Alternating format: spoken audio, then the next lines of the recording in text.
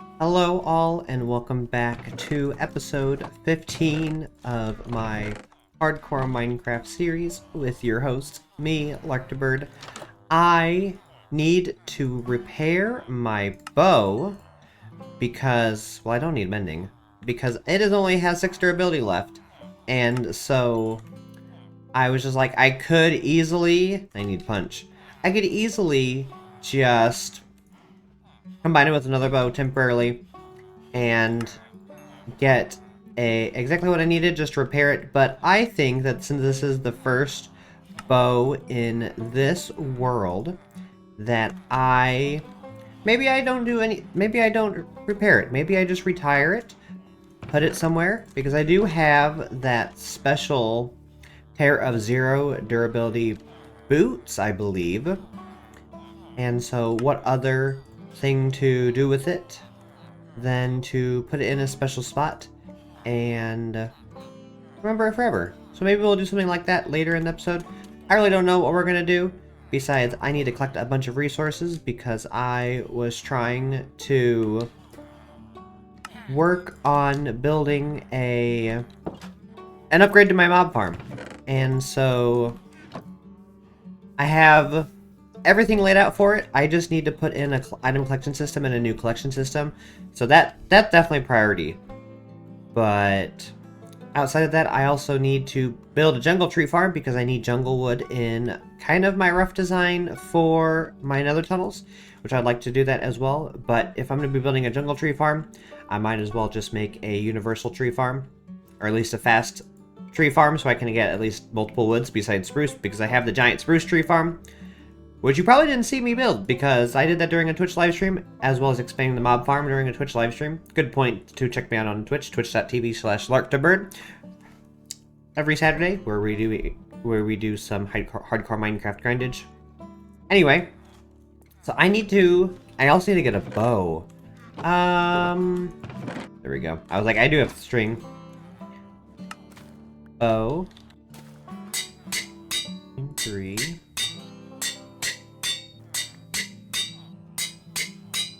So there we have it, our new bow, the bow of the Phoenix, and I hope that it stays with us for many mob fighting sessions. Well, I also hope I don't ever have any mob sessions.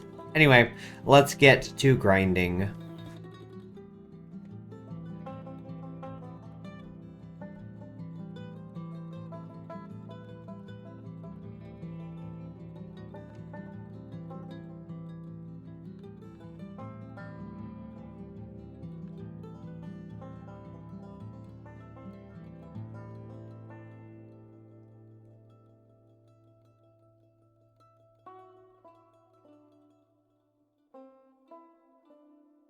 Well, after about an hour and a half of grinding, I have finally expanded and completed the Flushing Mob Farm.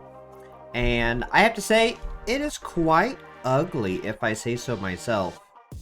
And yeah, I kind of didn't align the flushing platforms. So I ended up having to like make this weird giant grid that they can fall on and whatnot. And it's definitely not the greatest thing I've come up with. It's probably one of the ugliest farms I've created or worked on. But I do have to say, though, it absolutely dominates in drops, though. So I don't know, maybe it's just because of how I have the water alternate on every level and how close they are in proximity that I can still get really good spawn rates. It'll be interesting to see how many total drops I get in about an hour of AFK time, because that is about how long I have until I start this live stream up that will be in the future or in the past for all of you. So let me see how this pans out, and I'll get back to you on the number of drops I get. So it has been actually a few weeks since I last recorded what you just saw, just because if you saw episode 13 and a half, you would realize that I've been a little busy with life and just was a little discouraged, but I am back to grinding.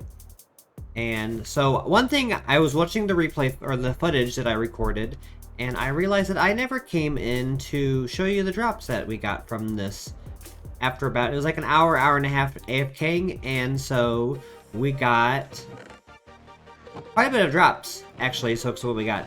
Basically, three double chests of gunpowder, almost. Yeah, about 3 double chests.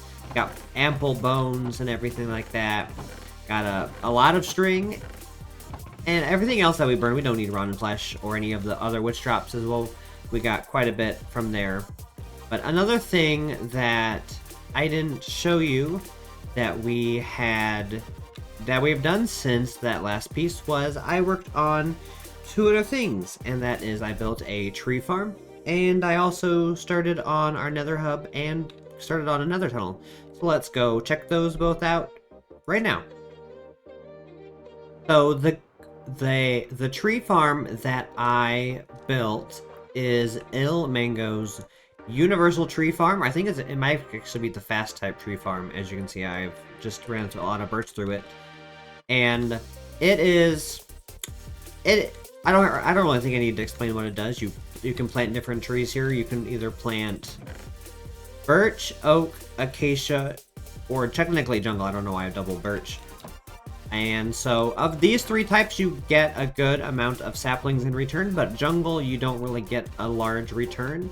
And so you just kind of stand here, place the trees every few moments, and then it bone meals them, pushes them over, and then they get explodificated here, and then all collected here.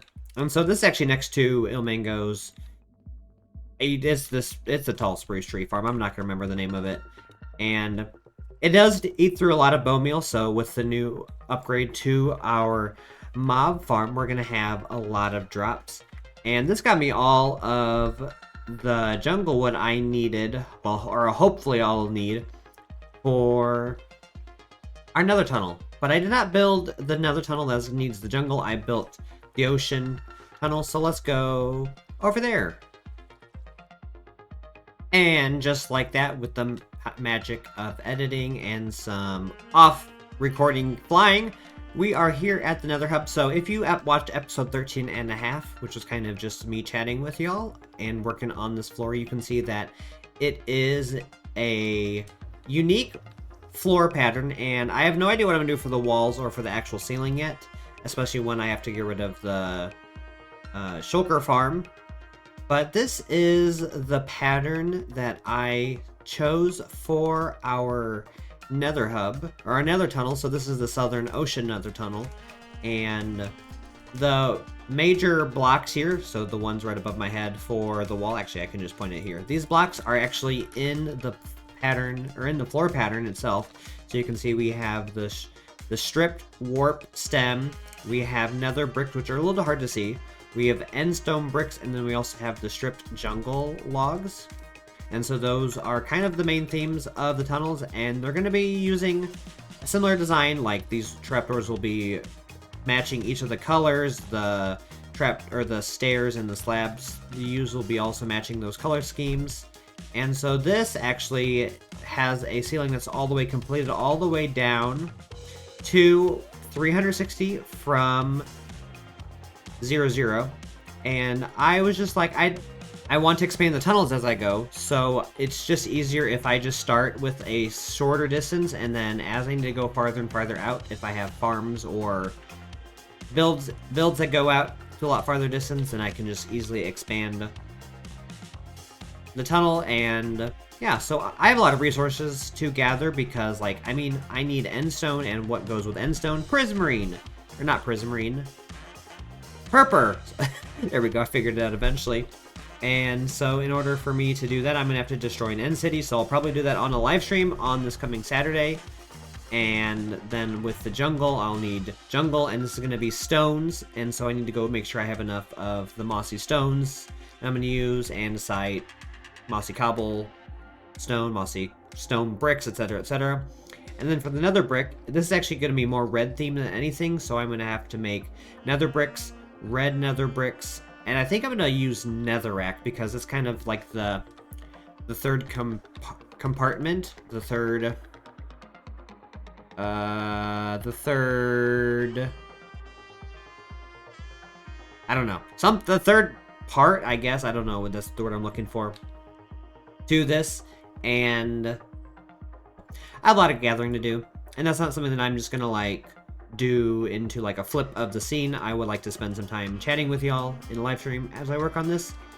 But I have something else planned for the rest of this, and I mentioned at the beginning, and as I was listening to the recording, I was like, you know, that sounds like a good idea.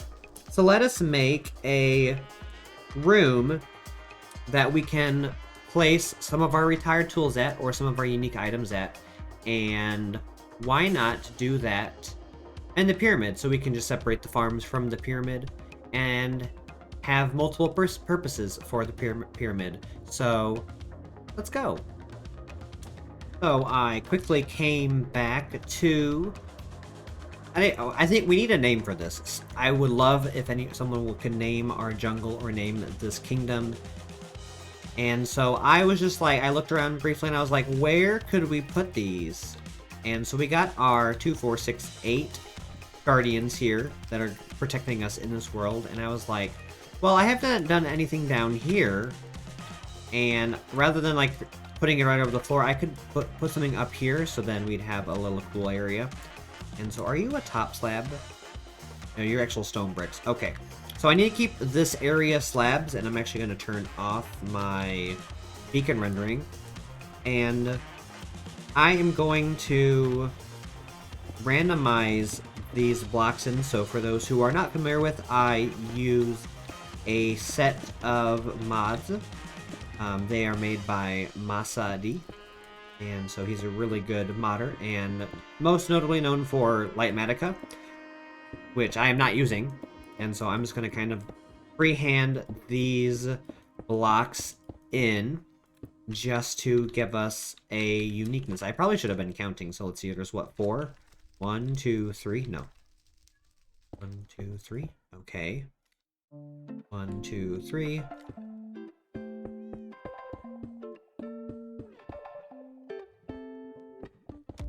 And I've done a design before where I would put stairs and whatnot and just kind of use armor stands and whatnot to kind of highlight specific blocks. And so actually in my Forever World of Atlantis, or on my Forever server where Atlantis is located, we have kind of a special room specifically dedicated to housing the blocks. Oh, so I did do bottom slabs. Ooh. Could be a problem.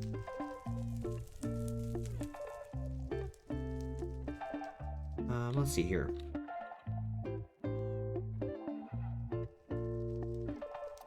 I could do this. I could do that. No. I think I'm gonna rip this all out real quick and put them all on top slabs, and I'll be right back. Okay, so we are back. I also got some polished basalt. So if I were to place... Oh, I might help if you turn the randomizer off, Bert. Oh. A weird bug. Okay, let's try this again, and it's off. So if I do on this corner, leave it like that, I would like to place the basalt, and we're going to do that there. So then we kind of essentially have our little podium here. And I think I will end up putting bottom slabs around it just to make them unique.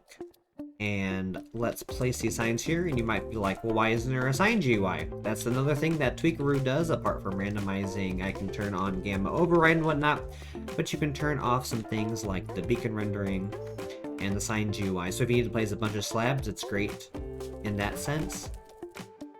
And essentially, like, then we can bring an armor stand, plop an armor stand on here. If it's a mini block, you can actually just lower it so that it sits perfectly on top. But if it's an item like a bow, you can probably have it flat on the surface. Or we can also have it, like, being held up in place. So we'll have to play around with that. But I think that this is going to look really cool when we get done. So let's make a interesting floor design. And I could technically save this spot right here for something unique and cool. I don't know if I'll have a specifically a special block in mind to put there. And we might not have too many items to fit in here anyways. because who knows how many times I will find a zero durability booties, or how many items I will need to retire, because I mean it's taken what, nearly 1400 days for me to get to the point of needing to retire my bow. And it's just because I didn't need to retire the bow. I could have easily repaired it, combined it with another bow, and had it last for another 1300, 1400 days. But I thought this would be the best thing to do for the first time of this world, and you may never know. Like, I doubt I'll ever get rid of my sword, because, I mean, it has Curse Banishing on it. Not that if I die, though, it's not like it's gonna be... It's gonna be important that if it disappears or not. You never know. I may make a redemption. I might do a charity stream from this world. You just never know what might happen. So it's gonna be worth it to have multiple little podiums to retire items. And so technically I can do our 4 like most important items here up top, and then I can come back in later and add more podiums behind the scenes. But I just want to get this finished. We got to figure out some lighting to put in here. I'm thinking maybe in some hanging end rods on like a unchains and whatnot, just to kind of give this some ambiance, light up the corners and whatnot, and make sure that no mobs can spawn in. But who really knows? I don't know until I try it. So I kind of like to play that game when I build, is just to place whatever block that I want to, and if it looks good, great. If it doesn't look good, well, we can always rip it out and replace it with something else, because that's what I like to do in the game of blocks. If you don't like it, you can always tear it down, rip it out, redo it, move it over a block if you need to, and go from there. Let's get the rest of this filled in. And it's going to get pretty dark pretty quickly. But I think that this will fit in with the theme that we have started. I may end up moving the chiseled... What are these called? These are called chiseled stone bricks. I may end up moving the chiseled stone bricks somewhere else, or extending them. Yeah, this is really dark. And I don't have any torches or anything. Let's fix that real quick. Let's go grab some stuff. A perfect flight. You know, for a bird, I sure know how to fly some days. Other days, we're not going to talk about it, because I might have died a few times in worlds and stuff just because I don't know how to fly. So if we come over here... Oh, end rods? If I were end rods, would I be here? I would be here. So I have 4 corners. Of course, 4 corners of the pyramid. And so if I could put 2... Let's put 3 in each, so then I need 12, and then I need chains. 36 chains will be sufficient for what I need it. Not going to do anything special or anything by any regard or any means. So let's come back here. Flip back into this. Oh, and... Okay, so... Already dangerous. Already dangerous. This is why... At least there's no creepers here. Otherwise, I probably would have had to jump down real quick. Okay, so let's do that. Do that. I'm going to keep this in my hotbar just in case. And... Can I get there? I'm down here. I can. Oh, and I have the randomizer turned still on. Here we go. Okay. So, I want them at staggering heights. So let's see here. Let's do 2 there. Oh, I'm not going to be able to do this now. Let's actually... Let's get rid of these. I know what blocks I've been using, so let's make this easy. I have a big problem with not doing stuff the easy way and just kind of making it complicated. And so let's be smart. Let us extend these to... Let's do 1 there. Kind of reminds me of the catacombs that I'm building on Corvus right now. So for those who don't know, Corvus is my community SMP that anyone is welcome to join technically. just given you need to have either... Let me get to know you in Twitch chat. You may be invited then. Otherwise, you can always do a Tier 2 or Tier 3 subscription on Twitch to gain near infinite access. Of course, there's still time to be vetted as a person and to make sure that I'm not worried about you griefing the server. You can also do a... You can also do a subscription on Ko-fi. I'm missing a block, aren't I? No, this is good. You can do a subscription in Ko-fi to gain access eventually as well. Similar scenario as a Twitch subscription. But in Corvus, or on Corvus, we did a short adventure where we did something called the Chronicles of Corvus, is what we termed it. And with that, we played through every single version of Minecraft from alpha beta all the way from 1.01, 1.02, or 1.1, 1.2. Yeah, that's the way. I remember how I truly remember how things go in the game, right? No, Mojang's numbering is not always rational, but they can do whatever they want. It's their game, so we'll just go with it. So we played through every single version of Minecraft, and along that we had a restriction. Well, I put the restriction that we could not update until we had obtained every single block in order. You know, this would look really cool if this had lodestones.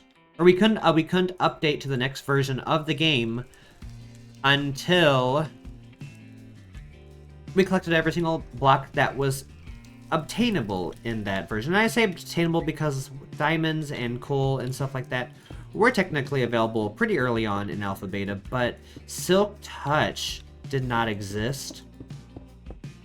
And so rather than trying to figure out a way to glitch the game and to capture those blocks, I decided that we'll just come back and capture those blocks at a later time. And so that's what we did, and it worked pretty nicely, actually. It was a lot of fun. I had a few of my community members join me on that task. And then, so I need more blocks right here. Let's go get more blocks. And so we did something, starting in 1.15.1.16, where we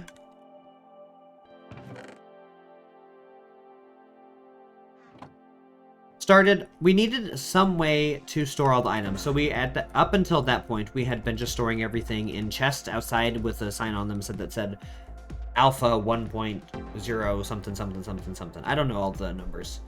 Any hoozles. So I went to the wrong one. So we were like, let us make like a museum of Minecraft. And so that is what we called it, the Museum of Minecraft, which is the new home of all the major blocks in the world. And I was kind of going off of a Pinterest post that I had saw of kind of a, I don't know my period, so some people might get mad at me, but a Baroque period or Baroque style castle. I would kind of call it like a parlay or a little palace. And it had these wings on it and stuff, and I liked it, but as I was going to expand it, it came to my attention that it looked really cool if I extended the back and essentially turned it into a cathedral. And as soon as I opened that, I was pressured in by my Twitch chat and my community to, let's just make it into a cathedral. So now we have a giant cathedral that I've spent almost a year working on, 100% free-handed, and expanding it into what it is today. And in the basement of that, so finally back to the lights, I am working on the catacombs right now in it, and the catacombs are going to be where there's little vaults and stuff that each version of Minecraft has their blocks stored in, so that you kind of have to go through a creepy, dark, dimly lit area just to get the blocks, and I like it, and it's taken me quite a bit of time to build it all up, because it's very much inspired by the catacombs of Paris, I think that's where they're at. It's been a while since I've read and learned about them. And so we have these arches that kind of make it feel like a sewer. And there's a lot of them. A lot of arches, and they're... Not only are they arched, like, north, south, east, west, but they're arched on diagonals. And so we have these, like, half-circle domes filling into the area. And so I would encourage you to check out that stream when I'm on Corvus next. That's what I've currently been working on, doing some landscaping around it. And I just want to get to the point where I can finish this because I have wrapped up a bunch of big projects lately. And I want to work on that during my live streams. And so I'll be doing a lot of this on YouTube and a lot of adding Mindful to my streaming repertoire. Or not my streaming repertoire, my YouTube video repertoire. So, okay. So, this isn't like completed by any means, but this is a good start, especially for this episode where I've kind of been talking through my building process, telling you the story of Corvus, or the Chronicles of Corvus, etc., etc. So now we need to grab those 2 blocks and grab some armor stands so that we can place them in and we can label them, etc., etc. Let me clear my inventory. Let me grab those items. And we can place them. Okay, so I got shulker box empty, my ender chest out, and so we actually have this to place and this to place. Now, I really hope I don't place these accidentally. I probably should also do this one, so I actually did a celebration for 1,000 days as well.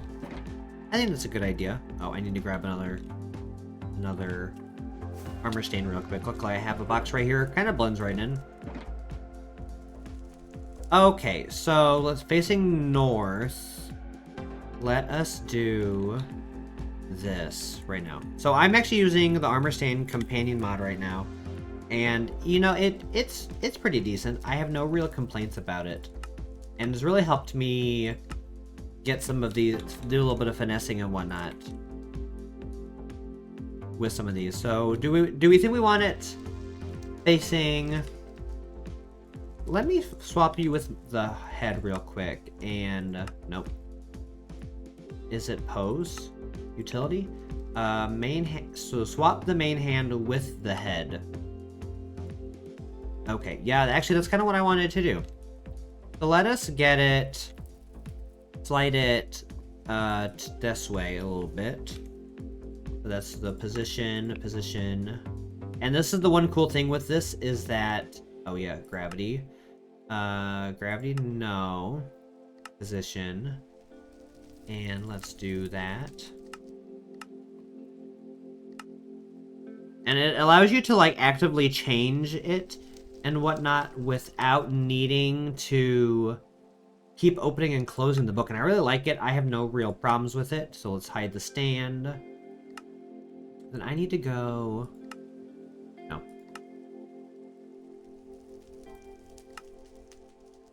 Maybe this way? No, this way. Let's look at it. Actually, that works really good. So this works beautifully. I have no real complaints about that. So let's go over here. Let's lock it so I don't mess it up. Oh, right here. I was like, where's the lock button? There we go. There's the lock. Okay, so there is the bow. So let's open Tweakaroo. Let's add the sign GUI again. So we can do this. This is the retired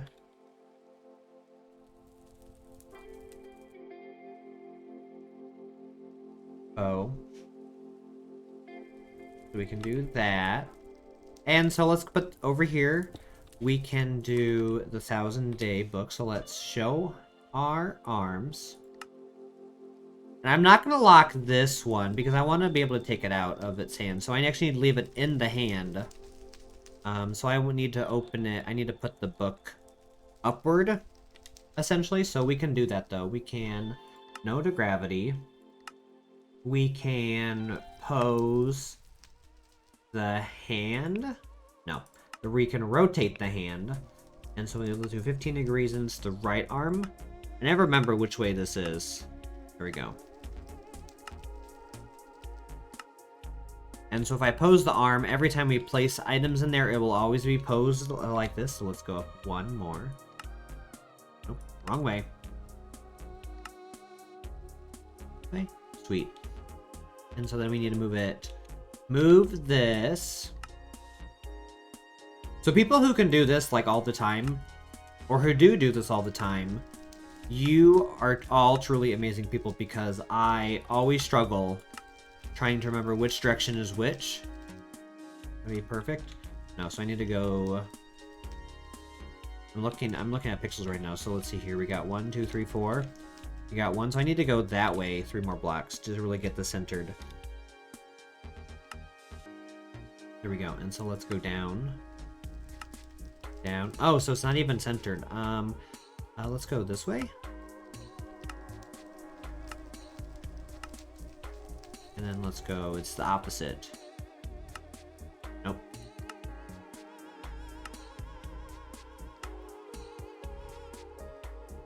Nope, it's still not centered either. This is the challenge. Why is it such a pain to center everything? Nope. I mean, to be honest, if everything was simple, everyone would be doing it. So I guess I can't really complain about that, so. Okay, and so then let's go down a few more. And then technically, like, I can take it, if I take it, I can read it, and I can do that. And so let's come to here, and let's hide the stand real quick. I think technically I can unlock it any time. Okay, so then the last item, and the item that I am most scared about, is the booties. Okay, so I don't want to take them out because I might accidentally put them on and break them. And so if I turn gravity off, can I turn the stand off? How do those look? The small stand, the base plate. Can I lift you up? How do you look?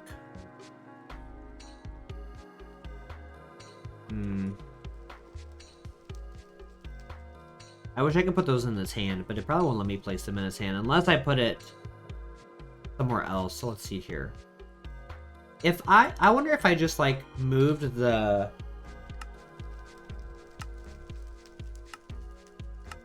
legs a little bit, if that would be enough to like distinguish that those are booties. I think so. And so this is going to be the rare 0 durability boots. And this is the 1,000-day check-in. 1,000-day check. And there we have it. So that was a little bit of time. Let's see, it actually took me 7 minutes to get those positioned, which is kind of cool, but also it just shows you how long it takes to do some things, I guess. Anyway, there's one more thing we got to do, and that is we need to push this button and push this button and let Minecraft freeze for a little bit, because we need to see how this looks all glowing. It really doesn't look too much differently, so I always like to build everything without shaders on, because my computer can typically not record or stream and do shaders. It's kind of a rare occurrence, and I hope it doesn't look too blurry for y'all.